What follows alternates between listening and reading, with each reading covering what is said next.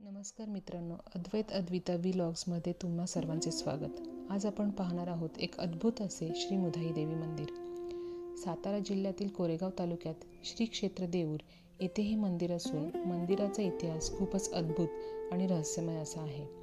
काळ्या पाषाणात कोरलेल्या गुहेतील गाभारा आणि त्यात स्वयंभू विराजमान झालेली श्री मुधाई देवी हे या ठिकाणचे वैशिष्ट्य. गुहेप्रमाणे असणाऱ्या गाभाऱ्याचा दरवाजा हा फक्त 1 फूट रुंदीचा असून आपणास रांगत जाऊन देवीचे दर्शन घ्यावे लागते. हा दरवाजा एवढा छोटा असून देखील कोणतीही व्यक्ती अगदी सहजपणे आत प्रवेश करू शकते. या मंदिराची रचना, इतिहास आणि आख्यायिका याची संपूर्ण माहिती आपण या व्हिडिओमध्ये घेणार आहोत, म्हणून व्हिडिओ शेवटपर्यंत नक्की पहा. चला तर मग निघूयात देवीच्या दर्शनाला. गणपती बाप्पा मोरया मंगल मूर्ती मोरया. देवीचे श्री क्षेत्र देऊर हे ठिकाण पुण्याहून अंदाजे 90 किलोमीटर तर सातारा शहरापासून अवघ्या 20 किलोमीटर अंतरावर आहे. अद्वैताचे हे पहिलेच देवदर्शन, तर अद्वैतची देवीच्या मंदिरामागचा इतिहास जाणून घेण्याची इच्छा यामुळे आम्ही सकाळीच पुण्याहून निघालो. किती पाणी आले.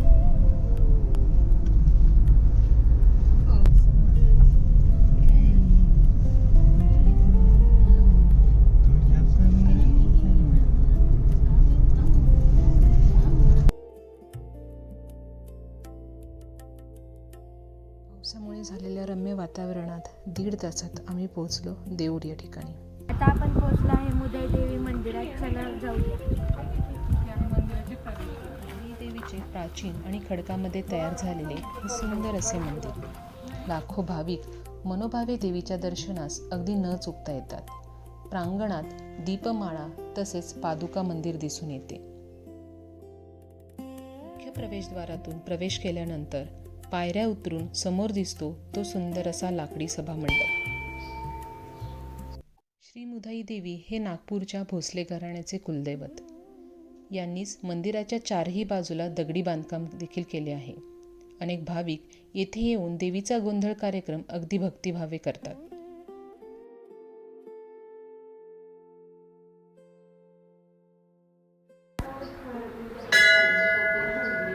सभामंडपातून थोड्या पायऱ्या उतरून आपण दगडी मंडपात प्रवेश करतो. या मंडपात म्हणजेच गाभाऱ्याबाहेर अनेक देवी देवतांच्या मूर्ती आहेत, जसे की श्री गणेश मूर्ती, महादेव पिंडी, रक्षक मूर्ती आणि भक्त मुदोजी चव्हाण यांची 4 फुटी शिळा. भक्त मुदोजी चव्हाण हे जवळच्या दहिगाव गावचे. मुदोजी चव्हाण हे कोल्हापूरच्या महालक्ष्मीचे निस्सीम भक्त. मुधोजी चव्हाण यांच्यामुळेच ही देवी येथे कशी आली याची एक आख्यायिका आपण पुढे ऐकणारच आहोत. भक्त मुधोजी चव्हाण यांच्यामुळे देवी बालरूपात आणि स्वयंभू विराजमान झाली, म्हणूनच देवीचे नाव पडले मुधाई. बाबा, तुम्ही या मुधाई देवीच्या मंदिराचा इतिहास सांगता का? हो सर. पूर्वजीत काळात तुमचं दहेगावमध्ये पूर्वज काळाचा एक मुधोजी चव्हाण त्या ठिकाणी होता. त्या ठिकाणी वस्ती नव्हती. मुधोजी चव्हाण एकटाच गावचा मालक. तो 12 वर्ष इथून महालक्ष्मी कोल्हापूर तिथं तो पूजेला जातो. 12 वर्षानंतर तो मुधोजी चव्हाण थकला, वयस्कर झाला. त्याला ती पूजा करता आली नाही. त्यानं देवीनं त्या मुधोजी चव्हाणला प्रश्न केला की बाबा तुला काय पाहिजे ती माग म्हटल्यानंतर त्यांनी काय सांगितलं, त्यांनी हुशार होते मुधोजी चव्हाण.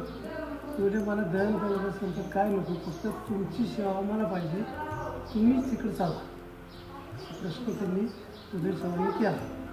नंतर ह्या मुलाला जरा प्रश्न पडला की आपण काय म्हणायचं. त्या मुलाने त्यांना सांगितलं की मी येतो, याबद्दल नाही काय म्हणलं, फक्त तुम्ही मागं बघायचं नाही, मी तुमच्या पाठीमागं चालणार, तुम्ही मागं बघायचं. तर माझं बघाल तिथं मी स्थापन होणार. तिथे बाल्यावस्थेत आली, पायात पंजीर वगैरे घालून. त्यांना काय होतं, ह्या पादुकायचं वर आहे, त्या पादुकापाशी थांबलं, त्यांना पुढे जायचं नव्हतं. त्यांना ही नगरी पसंत केली आणि त्यांनी ती पायातलं वाजायचं बरं केलं तर तुमच्या मुधोजी चव्हाणांनी पाठीमागं बघितलं. त्यामुळे त्या इतक्या स्थापन होऊन हा कडा पुरुषी प्रगट झाले. मधुच्या तिन्ही मधुजी चव्हाण आणि मोदी पौर्णिमेला आल्यामुळं मुदाय नाव पडलं चव्हाण. आणि ते यांच्या पाठीमागं चव्हाण आहे, त्यांच्या पाठीमागं आल्यामुळे तुम्हाला दसऱ्याचा अष्टमीचा 12 वाजताचा मान एकच दिवसाचा चव्हाणांचा आहे. 35 मिनटं जायला आणि पालखी गावातून फिरून आणायला. तर असा हा मुधाई देवीचा इतिहास. देवीची शांत मनोभावे पूजा करून, देवीला नमन करून, अद्वैत अद्विताला घेऊन आम्ही पोहोचलो आमच्या गावच्या घरी.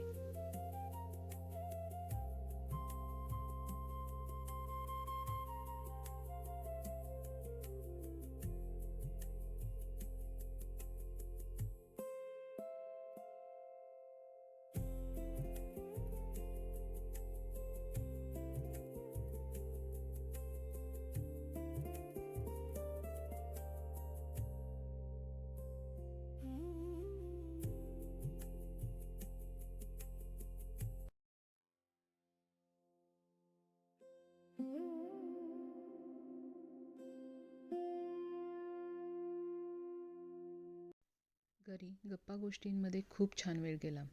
तर मंडळी, भेटूयात पुन्हा अशाच माहितीपूर्ण व्हिडिओमध्ये. तोपर्यंत नमस्कार. व्हिडिओ आवडला असेल तर नक्कीच लाईक, शेअर आणि सबस्क्राईब करा. धन्यवाद.